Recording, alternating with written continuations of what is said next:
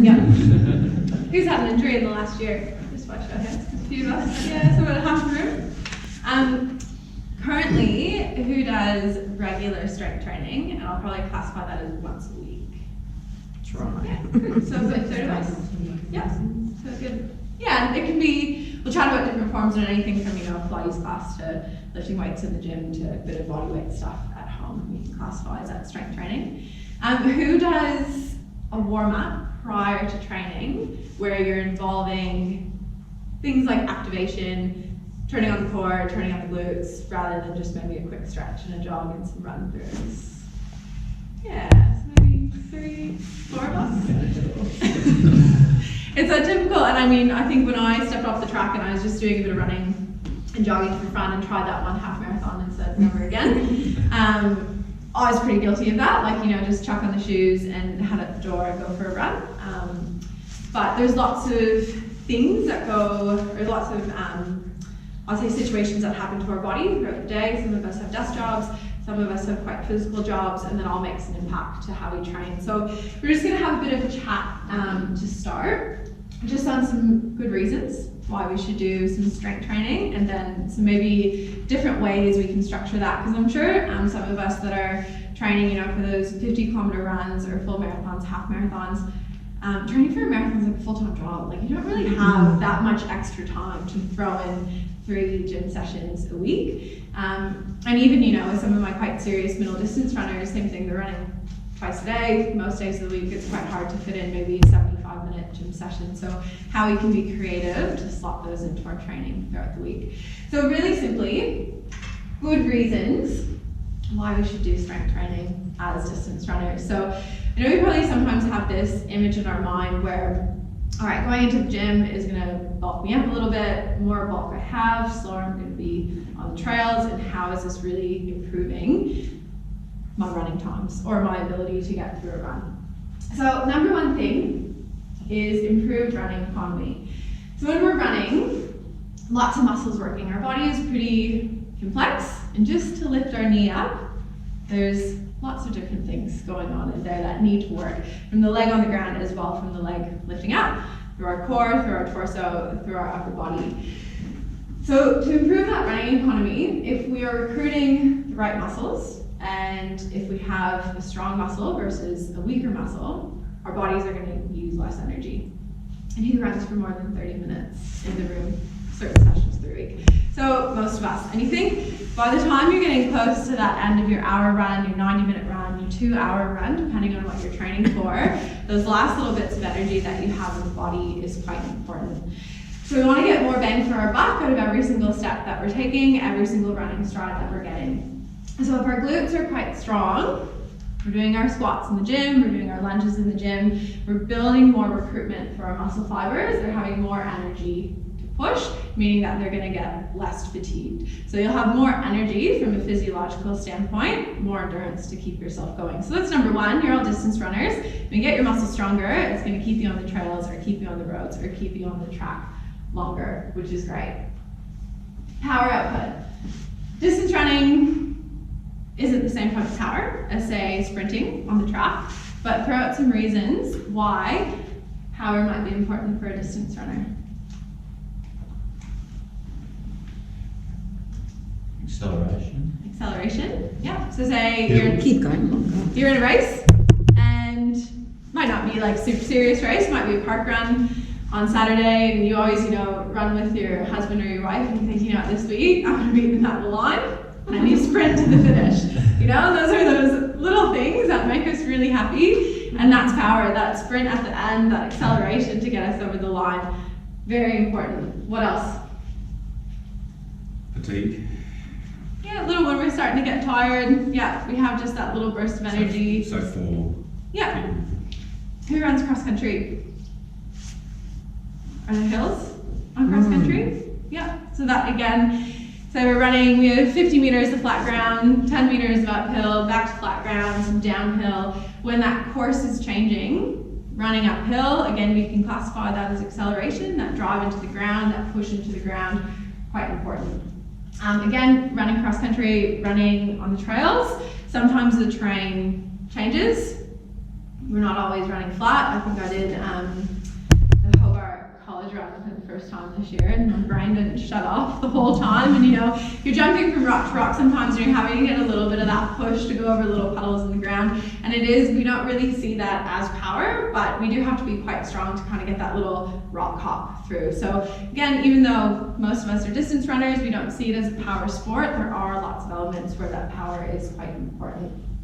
Reducing the risk of injury. So I think most of us put our hands up in the room that we have had an injury in the last year, and that's quite common. You think about when you're running, it's plyometric movement, one after the other, one after the other. We're putting quite a bit of load and quite a bit of impact through the body. It's breaking the body down, and the stronger we get it, the more muscle recruitment we can have, the more we're building up that resilience to injury. I kind of like to use the analogy, we can all run. Like I said, it's that plyometric movement, one foot to the next. Actually, we'll do the little test right now, rather than me just saying it. So I want everyone to stand up. And just kind of be like maybe 5 centimeters in front of your chair. Hands over top of your shoulders. And if anyone does have a knee injury at the moment, you might not want to do this. So what I'd like you to do is 8 on the right, 8 on the left, sit, stand back up. Down to your chair. So use your chair, sit to the chair, stand back up. 8 on each leg. 8 on the left, 8 on the right.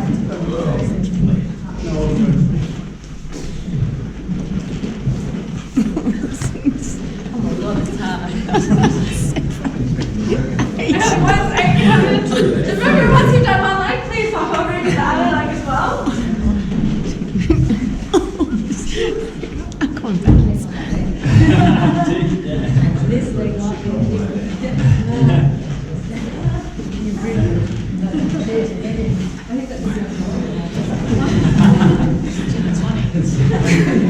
Yeah, there you go. See, you've already worked out. Who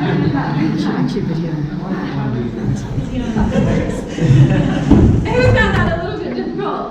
Most of us. Who found a difference between left and right side? Most of us. Who felt a little wobbly? Most of us. So that's who. Slow, controlled movement in a closed environment where most of us, probably wasn't easy. I mean, I do 8 on each leg, and it wouldn't be easy for me either. And if you notice, you know, a little wobbly in your knees, a little bit wobbly in your hips, big difference between left and right side. When we're running, it's essentially a single leg movement really, really fast. So if we can't do it slow, properly, when we're doing it quickly, there's probably other muscles in our body that are working that maybe shouldn't be. Or if we're running and you know we have that little bit of instability in our knee and it's always dropping in, over time, cartilage, joints, bones, muscles are going to get pretty angry and they're going to start talking to you. So that's a really simple example of building strength through the muscles, getting the right muscles recruiting nice and strong. It's going to help with that running form and reduce the chance of injury. And there's lots of other examples, but that's just a nice simple one to start to wrap our brain around why lifting some weights, doing some strength training can help us. Last one, maintaining form under fatigue. So when we get tired, again, just throw it out. When we get tired, what are some things that happen to our form? Lose a bit of balance, doesn't it? Yeah, lose a little bit of balance. Yeah, so again, we might get a little bit wobbly in our hips, a little bit wobbly in our knees. And especially, you know, when we're on the trails, since quite a few of us do cross country, when we're getting tired, a little bit unstable in the feet and the ankles, and it's quite easy to go over an ankle. I've done that a few times. What else? Don't lift the feet so high anymore. Yeah, we get a little bit less of a knee drive. Anything with the upper body? Slumping forward. Yeah, slumping forward. And what else happens? Twist around. Yeah, we slump forward and we twist around. So again, that's another big one when we're thinking about strength training and we're thinking about running where it's mainly a lower body dominant movement. When we get tired, the upper body does suffer. So working on some of our upper body strength, some of our postural muscles is really going to help maintaining form under fatigue. Because once we get that slump, once we start to get rotation, shoulders, hips, core, it's all connected. So that starts to affect how the lower body is moving as well. The hips will start to sink quite a bit as well, and that goes to that kind of that lower knee drive. So the higher we can hold our hips, stronger our core, stronger our glutes are. It all helps with that form. And they kind of all play into each other, right?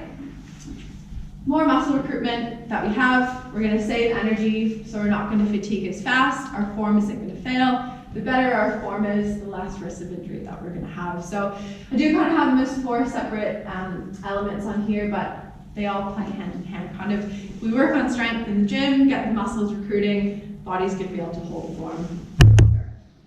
So like I said, a few different ways that we can classify resistance training or strength training. But the main thing we usually think about is heading into the gym, doing some body weight or doing some weighted exercises.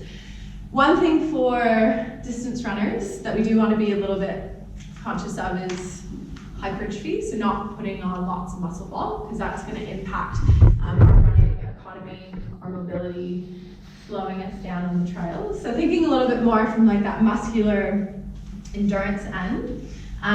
So muscular endurance, I mean, we can get pretty complex and sciencey in this, but I just like to say, you know what, if we're just running recreationally, we want to get ourselves stronger, feel better, improve our times, reduce our fatigue, reduce our injury rate. 30 sets of kind of that 8 to 12 reps is usually going to hit that muscular endurance. It's going to be good for most people.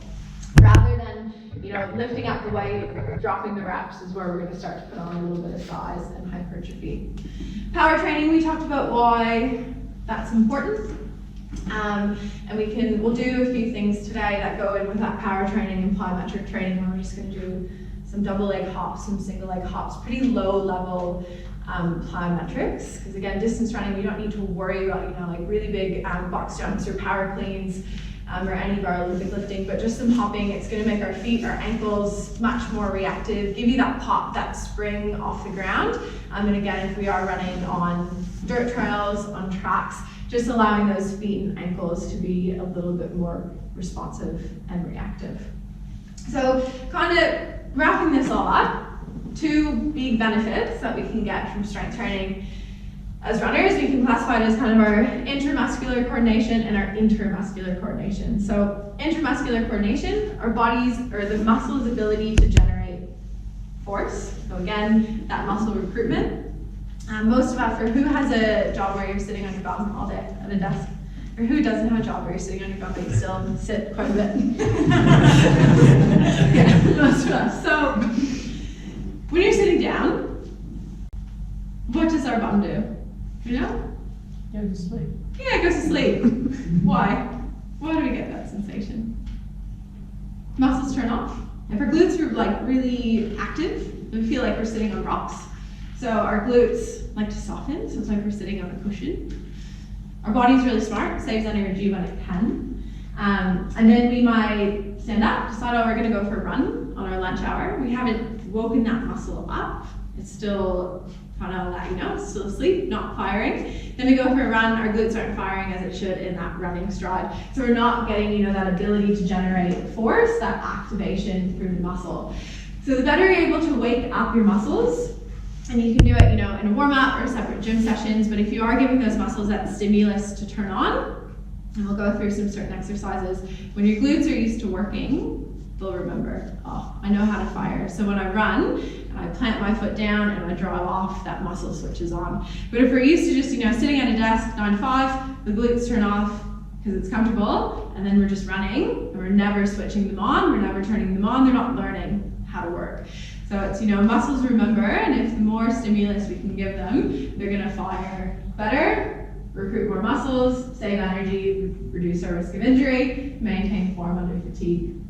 Also, this is the other one, our intermuscular coordination. So the ability of our muscles working together. So when we run, we work more than one muscle.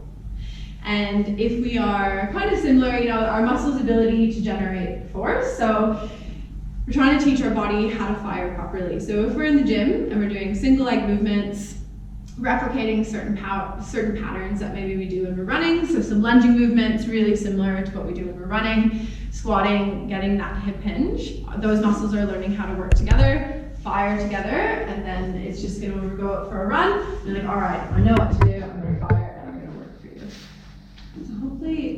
sense. Any questions around that? Try to keep it pretty simple. So what we're gonna, yeah. I'm just wondering. Yeah. It must be connected somewhere. But what is conditioning in all of that? Strength and conditioning. Oh, well, just, like my job title is strength and conditioning coach. It's kind of, like strength and conditioning coach or doctor or physio or whatnot, but I was just presenting on strength tonight. Right. Yeah. And what is conditioning then? So it'd be if, and we're talking about, energy systems to use. So if you're training for a 5K, those training runs to do. So how much you're loading your body aerobically. We were just talking about strength tonight. It'd be another presentation. So like I said, we might have a quick little break if anyone wants to grab a tea or go to the toilet or just have a little bit of a stretch. But like I said, we're gonna do some practical stuff. There's gonna be lots of different levels. You can jump into things you might like to. You can just have a watch. But hopefully some of us do participate, so I'm not doing the whole thing on my own, but like I said, it'd just be better if we can learn some of these things hands-on, so we can walk out here and know how to do them. So, any more questions? No? Cool, all right. So maybe you can turn the camera around since you're filming. I did mention at the start when I first started talking is we can be pretty creative on how we structure our strength training. So, yeah, it is nice if you have that time during your week where you can head into the gym for an hour session 2 or 3 times a week. But if that doesn't fit in, because I know quite a few of us are probably busy, we're training for distance events, we work full time, we have families, lots going on, we have social life. So we'll kind of take a few things in different stages today. And something that I really like for runners, in your warm up, you can do a lot of these exercises. So take 20 minutes before a long run and do that as your little mini workout. So a bit of foam rolling, a bit of mobility, a bit of activation through your muscles. It's gonna get everything switched on really well and prep the body to go out for a run. So you can kind of think, if you're running 5 times a week, every other run, do a 20-minute activation session before you run, and those can be your strength sessions or your little resistance sessions before. And that's just, it is great if we can get into the gym, but that's just a good solution if you're a little bit pressed for time. So, apologies I don't have equipment for everyone, but we'll just do a little chop and change. So, we're going to start with some mobility. And who has some of these tools at home? Who uses them? Often. Who foam rolls? Sometimes. I know, I'm pretty guilty of it. I always think, I'm going to go home and do it. I don't know. But it is quite beneficial prior to a training session, just to get the body really mobile and moving well. So again, one of our main things that a lot of us said is that to be able to reduce that risk of injury. And if you're quite tight through certain parts of your body, so again, sitting down, we get really tight through our hip flexors. I'm pretty lucky where I only have 1 day a week where I have to sit at a computer all day and do admin, and that's the worst my body feels. The rest of the week, I work on my feet. I'm pretty lucky, but from sitting down, I get really tight through my shoulders, really tight through my hip flexors, really tight through my lower back, and then going into a training session, if we're really locked up for our hip flexors and I'm trying to run, I'm not gonna get proper extension. So my core, my glutes aren't gonna fire properly. So just getting the body moving really well prior to turning everything on is just gonna help to have really good form and get the body moving properly. So I'm just gonna pass some of these out. You can either use a golf ball or a massage ball. And sorry I don't have enough for everyone. That's yours, that's yours. Go. Pass it around. Feet to start. So golf ball, a really nice one for our feet. And for runners, we do lots on our feet, obviously, especially on the trails. And we have all these little muscles that run through our feet that we often forget about. And I'm sure just rolling it now, a few of us are finding some tight spots. So when you do find a tight spot, you just want to push on it a little bit firmer, hold there, a couple little small rolls, loosening things up. For about a minute. Which side? We'll swap over and go to the other side. So why are our feet important when we're running? What do they help with? Balance? Yeah, good. What else? Use it within stick. Yeah, push off of them. Suspension. Yeah, gives us that reactivity, that pop, that bounce. So our feet do quite a bit. They're more just bones and toes. There's a lot going on in there. Cool, so next one. And we're just gonna use them. So the guys that have the massage balls, you can do this one. the golf balls are a little bit too small. But another one, like I said, we sit down on our bums all day at work. We get quite tight through kind of lower back and hip flexor area. So we're gonna roll out our glutes next. So those of us with a massage ball, come and sit down with me. I'll show you what you're doing. You can try with the golf ball if you like. But all right, where your back pocket would be, if you have jeans on, that's what I want you to think about. That's where you're gonna place the massage ball. Both feet nice and flat. You're gonna take a big roll up and down. And you're gonna find the tight spot. And usually it doesn't take very long to find the tight spot. And then I want you to hold there and you're gonna go through some clams. So once we find that trigger point, we're basically just trying to move the joint, move the muscle around it. And those of us that are doing it, there's some nice faces in the room. And then we're gonna change it. So we're gonna do a big loop around, pull the knee in, a couple big circles, just loosening things up. And then we want to move to a second spot. So what we're going to do is roll the ball a little bit higher, a bit off to the side, and then again roll it around. And it either gets better or worse when you go a bit more to the side. Then again, you're going to find those tight spots, kind of go back to those clams. Yeah, the golf ball's actually like working to some of these muscles, probably a bit better, a bit worse. And then the third one we're going to do is leg straight. You're going to kind of roll right over to the side, step in front, let that ball dig in, just do a little shift side to side. It's just trying to loosen things up. And then what we'll do is swap over to the other side, but just pass your ball to someone else so we can all out a little bit. You do have one that's a little bit more open than the other now. So those of us with the massage ball, or you can do this with a golf ball. Again, both feet flat to the ground. It goes where your back pocket would be. Nice little roll up and down. Find the tight spot. Yeah, an outie spot. And tell me if one side is worse than the other. There's two things that can mean. Do you know what it is? One is worked harder. Yep, so one could be the strong one, and it's working harder, so it's just under fatigue. And what's the other reason it could be? Not that strong. Yeah, it can actually be the weaker one, and it's tightening itself to protect itself. So a lot of times the tight muscle is actually a weak muscle, and it's tightening itself up. That's a big one for our hamstrings. It's actually just making itself really tight to protect itself from injury. So again, rolling out, going to give you some good mobility, but also give you some indications on what's going on in the body, what muscles are feeling good, what muscles are feeling not so good. All right, from there we'll bring it up. And last one I want to do for a bit of rolling, and you're either going to use a peanut for this, or you can also just grab 2 massage balls. So you can buy these at like Health and Leisure or Kmart or whatnot, but these, I just make them, and they're 2 tennis balls taped together with some electric tape, which is a nice cheap way to do them, because I think they're like $15 or something when you buy them properly. I'll just check some of those out. All right, and one over here.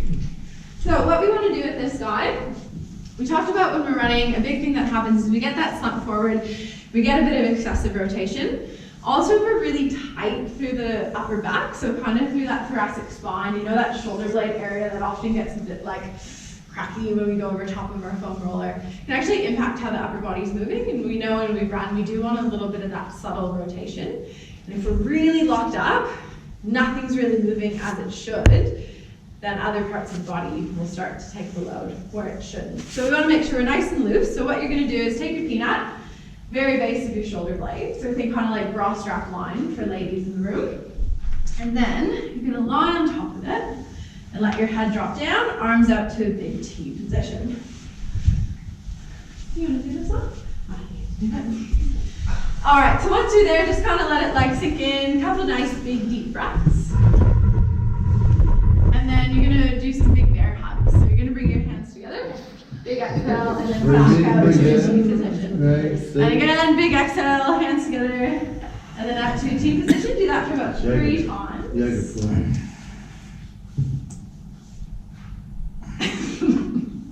And then after that, you're gonna do some X's to Y. So you're gonna cross over top of your belly, touch opposite hip. And then you're gonna make a big Y next to your ears. And then again, nice big X into a Y. And that way, so kind of on either side. And then what I want you to do, we'll just do one more spot here. So you're gonna wiggle your bum down a little bit. So the peanut roll is a bit higher, so it's kind of right in between the shoulders. shoulder blades now. So think of our shoulder blades as kind of like that wing shape, and it wants to be right in the middle. It either gets better or worse as you grow up. And then you're going to go back to your bear hugs and back to your X's and Y's. I do that lying on a bone roller that way. Yeah. But it's not as intense. Yeah, so that's the, you know, that's the thing. And foam rolling is great, and I find after, you know, quite a bit of foam rolling and a few years of it kind of loses, you know, it loses that punch. So this is just a bit of a good way to get a bit deeper into those muscles. All right, so just a few ideas for what we can do for a bit of mobility. I was just saying, like, foam rolling, it's really good just to relax the muscle, get the blood flowing through it. But I do find some of the smaller tools, it's just going to work into some of your muscles a bit deeper. So a good way, like I say, you can make those just with the tennis balls taped together.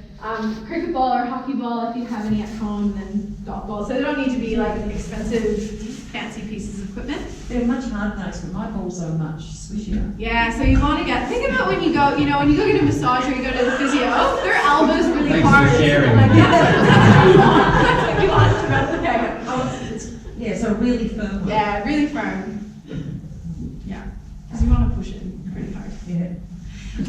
So after a bit of mobility, we're going to go into some core work. And core is quite important for running, obviously, because it keeps us upright. It also helps to keep our hips up really high. So I'll have everyone stand up to start. We can all do the next ones because it doesn't require any equipment. And just to kind of get a sense of a little bit of how our core helps so many ways when we're running.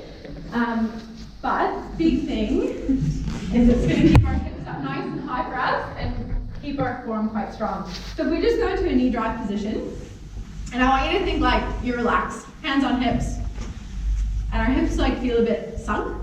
Versus if we think about turning our core on, so think about pulling your belly button up, squeezing your glutes, and do we all feel that little lift in our hips? And think about when we're running, when the core is disengaged and we're tired, our hips are low, we're probably running on our heels, we're not getting much of a knee lift. Versus when we have a really strong core that knows to be engaged, we're a lot higher on those hips. And again, going back to running economy, higher the hips, stronger knee drive, more punch, more we're going to get with each running stride. So we're going to start lying on our backs. And I want knees bent. And just shuffle your shoulders around a little bit until they're feeling nice and smooth on the ground. So athletes, which we're all athletes in the room, I like to do all my core with breathing. And why is that? Why do we think we should do our core exercise? Yeah, you're breathing when you run. And you choose your core when you're running. So there's no point of doing sit-ups or planks or crunches where you're holding your breath and you're not actually teaching your body how to use your core and breathe at the same time.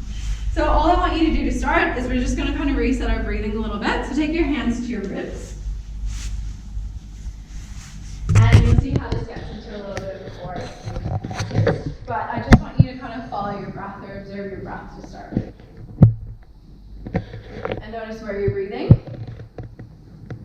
Notice if you're breathing in your chest, if you're breathing in your belly. Kind of breathing in combination of the two. And our diaphragm is a big core muscle that controls our breath. So we should actually feel while we're breathing here like a really subtle lift and rise of our rib cage. So when we inhale, think about almost like pressing your rib cage really gently into your hands. So the rib cage expands out. And then when you exhale, you're going to use your abdominal muscles to just gently pull your core in. You can almost feel your lower back press into the ground. So a slow breath in, feel your ribs expand out. Strong exhale through your mouth and think ribs draw together, and you should feel your back press gently into the ground.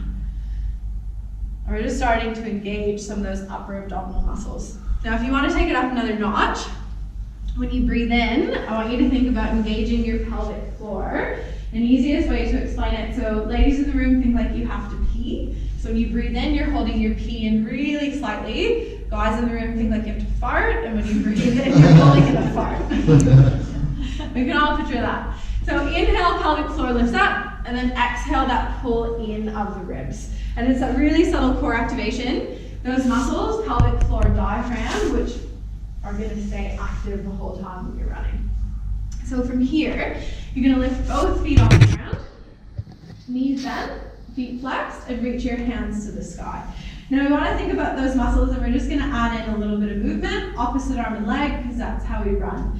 So as we inhale, pelvic floor lifts up, extend opposite arm and leg out, back stays flat to the ground.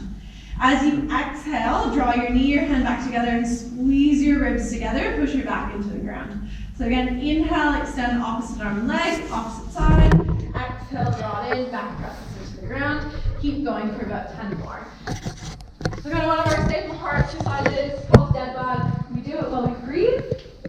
Opposite arm and leg. So starting to replicate some similar movements to running. We're getting that flexion and extension of the leg moving. That was cool. And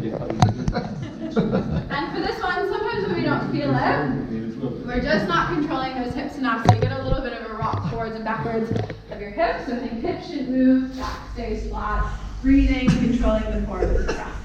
All right, that's probably about 10.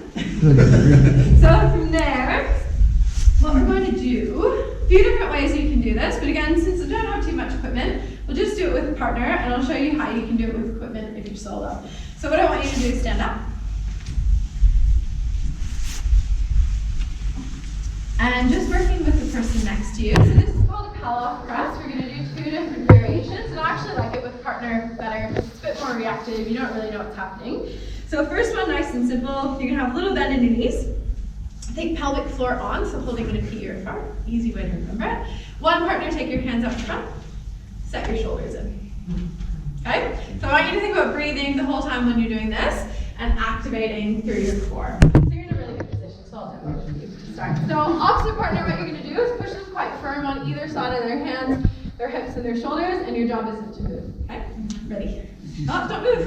Don't move! Don't move! Lock it in. Yeah, there you go. Now lock it in. So give it a try. Push, 2 second pushes, hips, shoulders, hands. Your job is to breathe. Keep strong.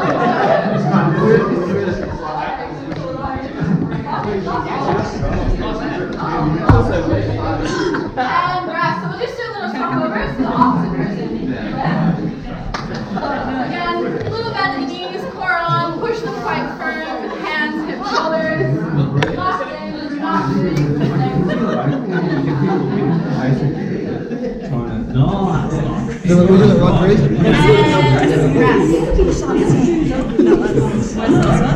Alright, so that might anyway you want. Switch it back. So I can tell a few of us started off a little wobbly, and then we got the gist and we're like, oh, tighten up, brace. It's called core bracing, so just switching the muscles on through the core. How can we make it more running specific? Yeah, single leg variation. So a nice way to do it is just from a split stance. Obviously a bit harder here, so don't push as hard. We're going to give it a go though. So up on the back toes, nice and high, little bend in the knee, front foot flat, but think a little bit more of your weight in the front of the foot rather than the back of the foot. Hands together, lock it in, and get pushes from your partner, and don't move, and don't fall over. Oh, sorry, last.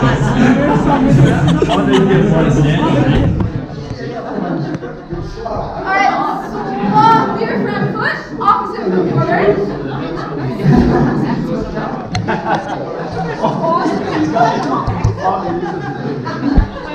And then squat, partners, let's get it. Oh, wait.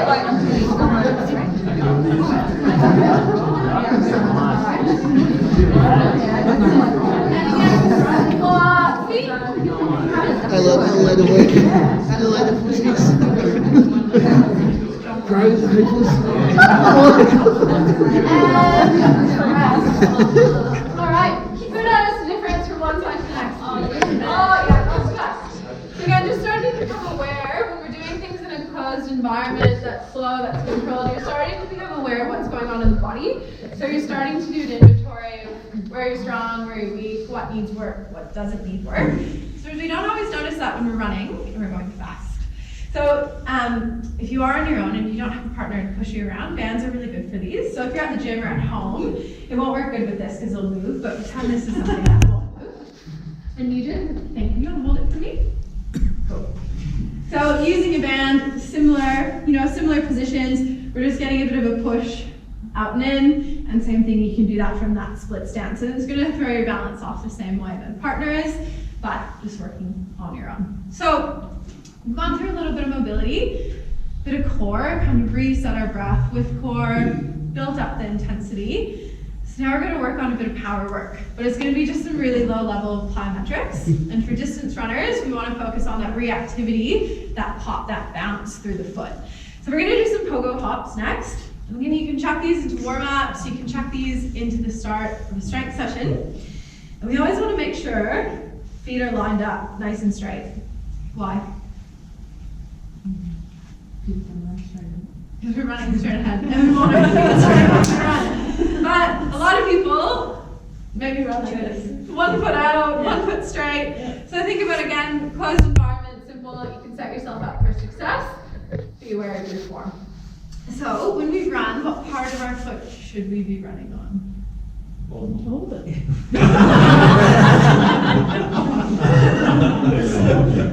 Oh, we need salt little toes for. Yeah, so for distance running, kind of midfoot is a bit more realistic because we're not going to run completely on the balls of the foot for a whole race. But a bit more of a midfoot strike because it's nice and soft. Like right now, if we think about our foot, we can feel it into the ground. What's softer, the ball of the foot or the heel? The ball of the foot. If we're running on our heels, it's like right into bone, and that's going up through the body. So it's just not very nice on that, all those joints and bones up the chain. So we're gonna start simple with these pogos, and then we'll try to make them a little bit more productive to running. So all I want you to do is feel nice and springy on the balls of your feet. So we wanna keep legs nice and straight, shoulders relaxed, and we just wanna get that sense of being on the balls of our feet, and we should focus on keeping our feet nice and straight. So these, if you think about most of you are distance runners, you could probably do these for a really long time.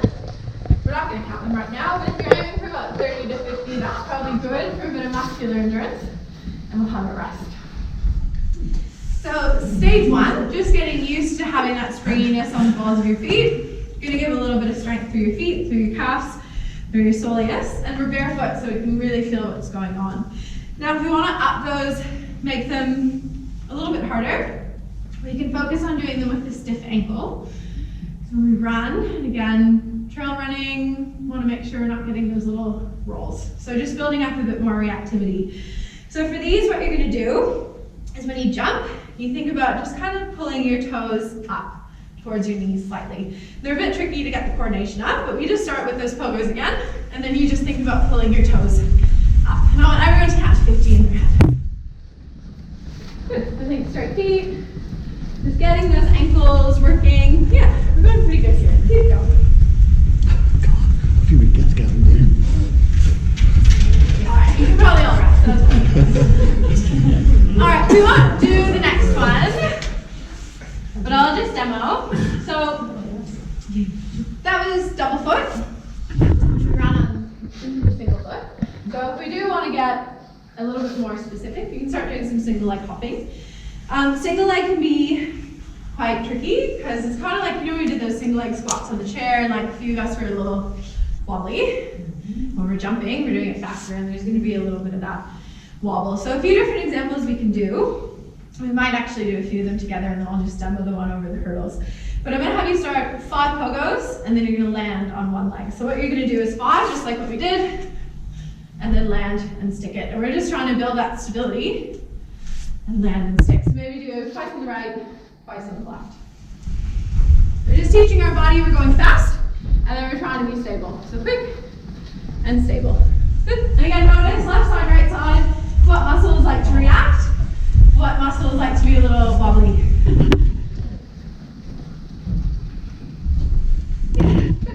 So once we've done those, how we'll progressive is we'll go to some single leg hops. So one leg down, I want you to do about 3 to 5 single leg hops, and then land. And do about 2 on the right, 2 on the left.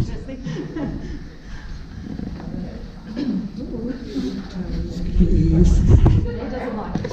I'm landing every time. It's all for that foot ankle reactivity. And we're going to do these ones again, because I always see this, lots of people doing it. When we're jumping, did anyone pay attention to where your foot was striking on the ground? Did anyone notice themselves like wobbling to one side or the other?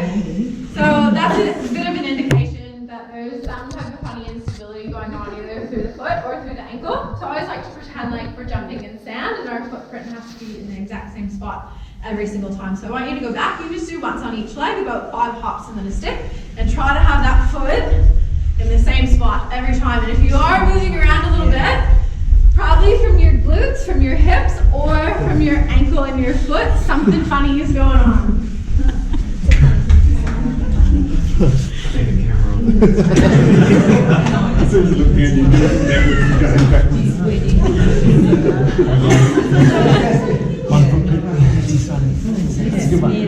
That's better. See, so these things, once you bring your awareness to it and you focus on it, your body wants to work right because it feels better when it's working right. So once you tell yourself, no, jump in the same spot, control it, the right muscles will start to work and they'll engage. You'll think about your glutes, your core, your foot.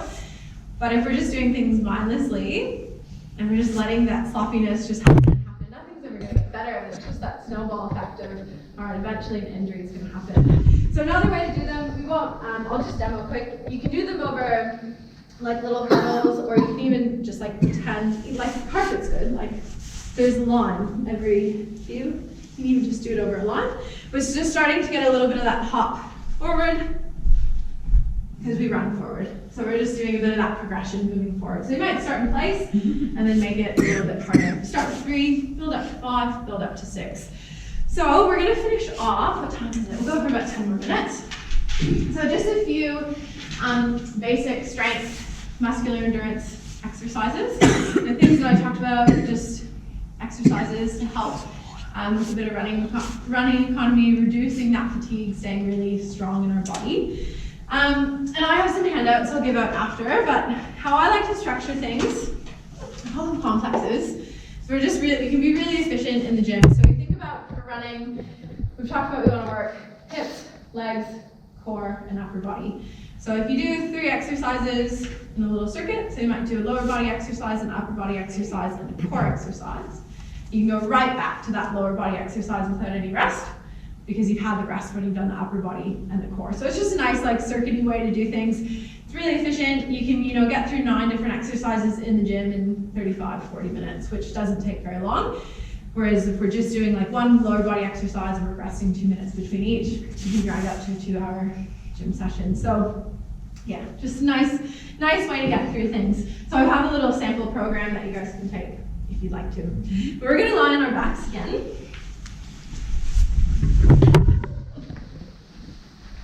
And most of us have probably seen these or have done these, but again, it's about doing them properly. So we're gonna do some single leg glute bridges. So what I'd like you to do, have your feet about hip distance apart, and your heels should maybe only be in long enough that you might be able to brush your heel with your very longest finger.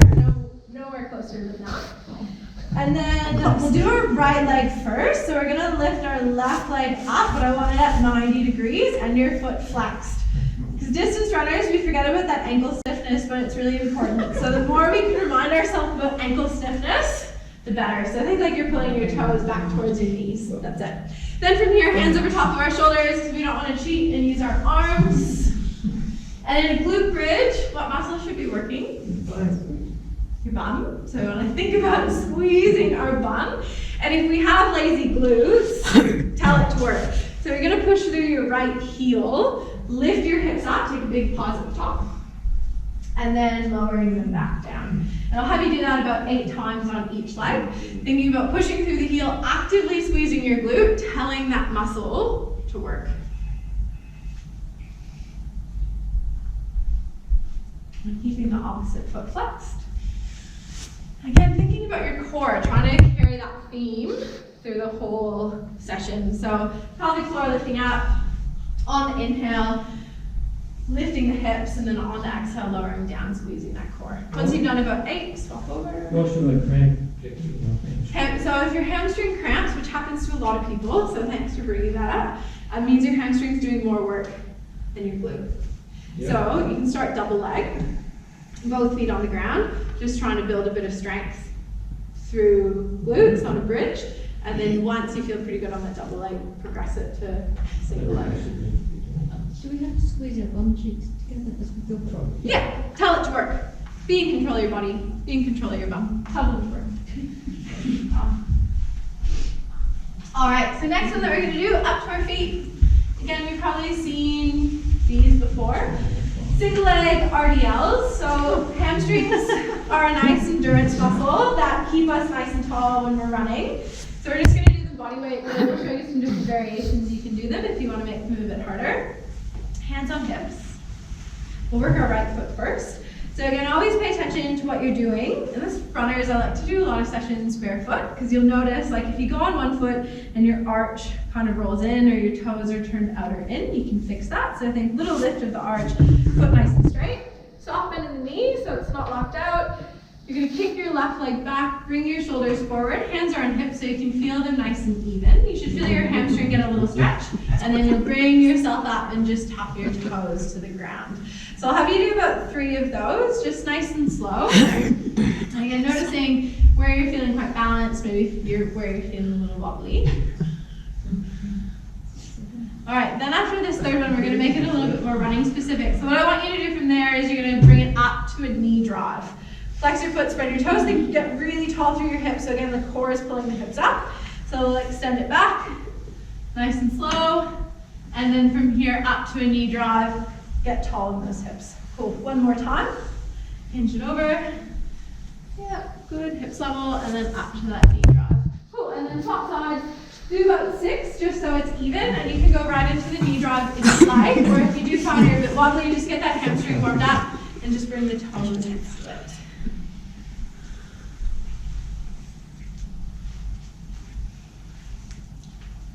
And you'll notice one foot kind of falling in a bit more than the other. And always promote that ankle stiffness. So knee drive, knee up top, core pulls you up tall. Cool. And then once you've done about 6, have a little breath. So ways you can make that harder. If you're just doing a little bit of a home workout, a band's nice if you don't have any weights. So around your foot, like a shoulder bag, up and over top, and then you just have that resistance to push through your foot. So it reminds you to just stay nice and active. And then you can also do it with weights. So, you know, like 1 kettlebell or 2 kettlebells just to challenge those hamstrings a little bit more. So simple ways to progress it. So we'll kind of keep on the lower body theme and then we'll do some upper body stuff next. So we're gonna go back to bridges, but we're gonna do a hamstring bridge. So we'll do double legs first and then single leg. So glute bridges, we look for the legs bent out about that 90 degrees. Hamstring bridges, we're gonna take our legs out to about 3/4 straight. You're on your heels and your toes are pointed up towards the ceiling. Hands over top of shoulders. Now before you lift up, I want you to kind of like scoop your tails out under. So again, think about those lower abdominals. Push through your heels, lift your bum up. And think about almost like pulling your heels towards you. Oh my gosh. And we're gonna try to hold this for 20 seconds. The goal for distance runners is to be able to do this for 40 seconds, but we'll start with 20 tonight.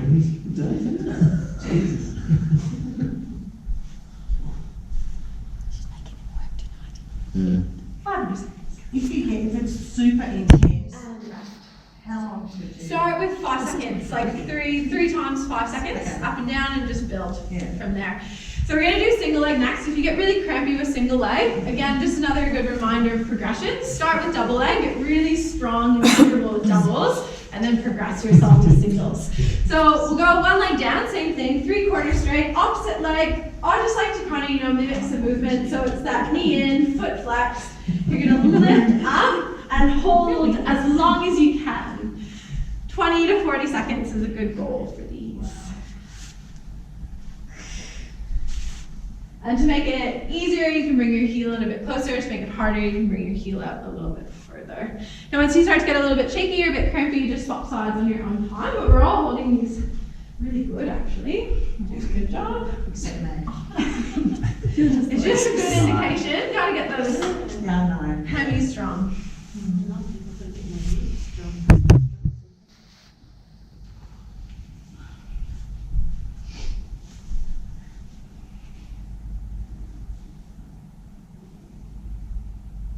Nice. And then you can have a little rest. Oh, we're going to Dom's tomorrow.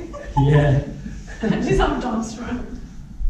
Alright, so just take a seat. So a few of us can try these if you like. They are pretty intense, but hamstrings and glutes are so important for running. So I will demo these because if you get to a point where hamstring bridges aren't very hard, and some of us held them for a really long time, a good progression is a Nordic hamstring. Do we know what those are? Has anyone done them? Do you want to demo them with me? My physio told me not to do it because of an injury. Okay, cool. Chrissy, do you want to hold my feet down? Alright, so for these, you probably they're always on YouTube, so you've probably seen videos of them before, but they are really good because it's that really intense strength for the hamstrings. So what you want to do is squeeze your glutes, because we always want glutes and hammies working together with running. Partners holding your feet down, you're going to think about pushing your calves up to your partner's hands as hard as you can, and then you're going to try to lower yourself down. Slow, slow, slow, until you can't, and then you'll just drop. Push yourself back up. Nordics, we only ever want to do about 3 to 5. So you're not doing very many, I'm just going to do one. So if anyone doesn't have knee injuries where it hurts to kneel, and you feel quite confident in your hamstrings, give them a go if you want to. Give them a go. No, I'm trying to start with bridges though. Even just a warm up, you know? Yeah, no, I just started that. Would you want me to hold your feet?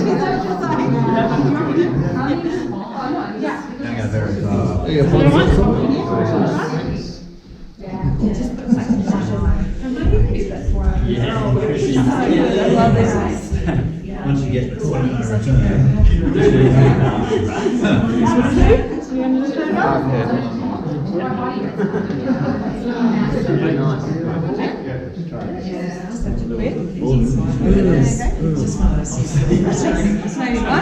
yeah, I've got Sit on my page.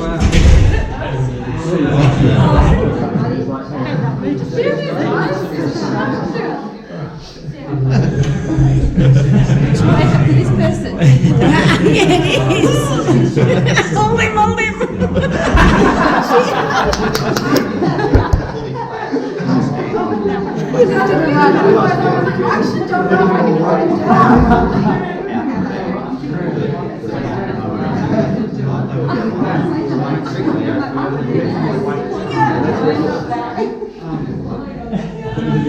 Alright, so I don't keep you too long on a Friday. We're just going to go through actually might go through 3 really quick upper body exercises. Again, just focusing on postural muscles. We get so sloppy with our shoulders. We just kind of let ourselves hunch over, and then that goes into our running, affects how we're rotating, affects how we're holding our hips. So just a few simple upper body exercises. So everyone up to your feet. You might need to spread out a little bit on these guys. Again, set your feet upright, make sure they're nice and straight. And we're going to be in a little bit of a hinge position. So I want you to just take soft on your knees, push your bum back, and think you're bringing your chest parallel to the ground. Now, oftentimes I find these, you can get enough out of them body weight, but you can always add some really light dumbbells if you'd like to. So palms facing away from you, set your shoulders down and back. So lock them in, so you're nice and flat through the back of the body. We're going to lead with our thumbs, and I want you to make 10 T positions, nice and slow. And every time you bring your arms up, you're going to squeeze your shoulder blades together. And if you're hitting someone in the face, you just spread out a little bit. And really squeezing those shoulder blades together. Again, encouraging those muscles to work. It's not a bad thing if you have to tell your muscles to work. So if you have to actively say, all right, squeeze those glutes, squeeze your shoulder blades, it's not a bad thing. You're just promoting that good muscle, curving muscle. All right, so that's probably about 10. Stay in the same position, and we're going to come up to a Y next. So again, setting those shoulders in, lead with the thumbs, pause at the top, squeeze your shoulder blades together, and roll down. I'll do about 10 T's. Or Y's, actually.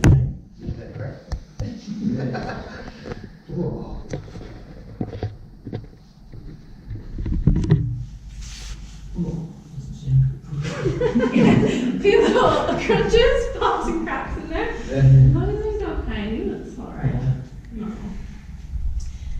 And then last one we're gonna do is a W. So from here, actually you turn your palms to face in. You're gonna bend at your elbows, turn your hands out, squeeze your shoulder blades together, and then control yourself back down nice and slow. And same thing, about 10 reps. And really trying to get those shoulder blades flat on the back, working in between them.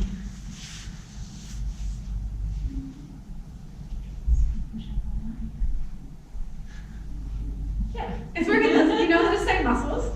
About the same intensity. And should you be breathing in or out of which position? Just let your breath flow on these. You want a little bit of gentle core activation. So always think a little bit of pelvic floor, belly button growing up and back.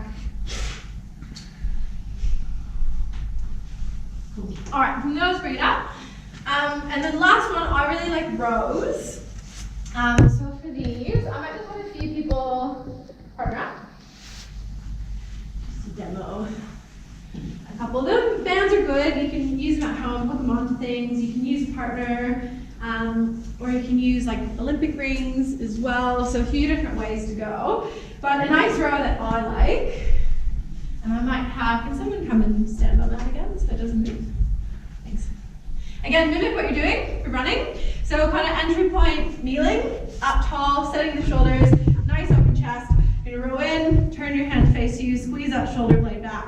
Control it out, making it a bit harder so we're getting core and glute stability as well, is just lifting up into that lunge position. We're working opposite glute, opposite shoulder, same as when we're running, opposite glute, opposite shoulder.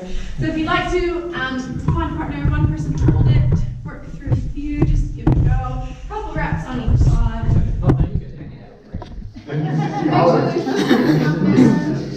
No, but you don't go like you need it.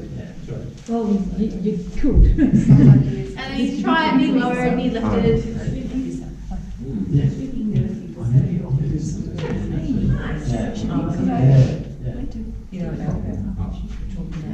Very tempted to look at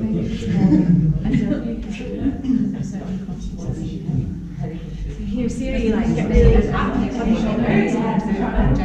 Stay relaxed.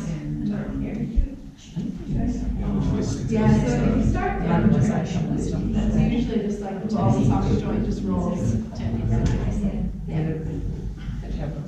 it's actually settled out. All right, so might hold it at that. So again, just a few different ideas of things you can incorporate. Some really simple exercises that don't take much equipment. You can make them into a whole strength session, or you can just pop them in before warm-up. You can post a run, just give yourself those little 20-minute blocks.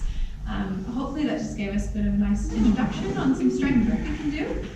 Does anyone have any final questions or anything before we go?